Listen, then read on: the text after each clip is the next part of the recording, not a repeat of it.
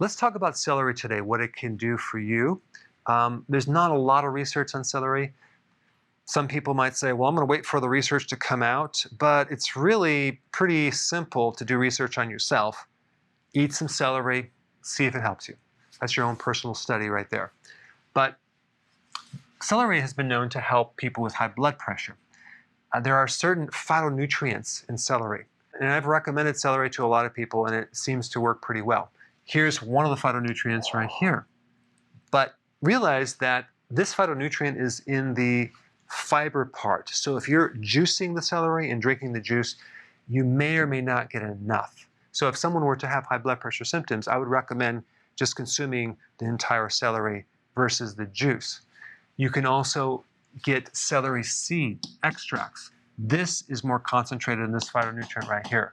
So there's a lot of benefits of celery seed extract. You can get that online or at the health food store.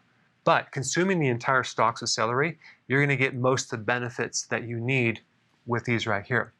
Also, celery can help you sleep at night. So if you're going to consume 3 to 4 stalks before bed, not right before bed, maybe an hour or two before bed. And will it kick you out of ketosis? Just a little bit. There's not a lot of calories in celery, and also it's just like mainly water, some fiber, which does not affect the blood sugars, and there's not a lot of sugar in celery.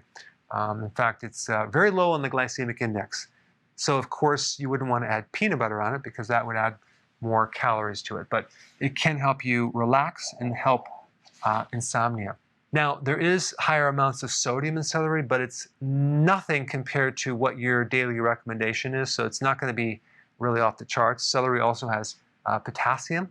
It has a little bit of sodium, but it's not going to be a problem. Some people are concerned about consuming celery because it has too much sodium. You do not have to worry about that because your body needs sodium. But when you consume celery, especially before bed, you wake up with less fluid retention. So if you have puffy ankles, for example, celery is a really good diuretic. Not to mention other things in the celery other than just electrolytes. Next point is celery is really good for inflammation of your joints. So it's a really good anti-inflammatory, especially for gout arthritis, which is right here.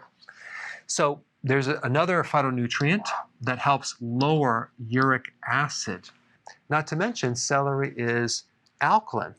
So it can help alkalize the body. And when you alkalize the body, what happens, the gout symptoms reduce greatly. So no longer are you getting these deposits of uric acid crystals. Just by changing the pH and alkalizing your body, that shuts off. So I really recommend celery, about 3 to 4 stalks a day. Now, celery is also good for UTIs, urinary tract infections. Celery also contains a phytonutrient called apigenin, which is, I've talked about this in my summit, it's a really powerful anti-cancer phytonutrient. It's also in parsley and some other vegetables as well.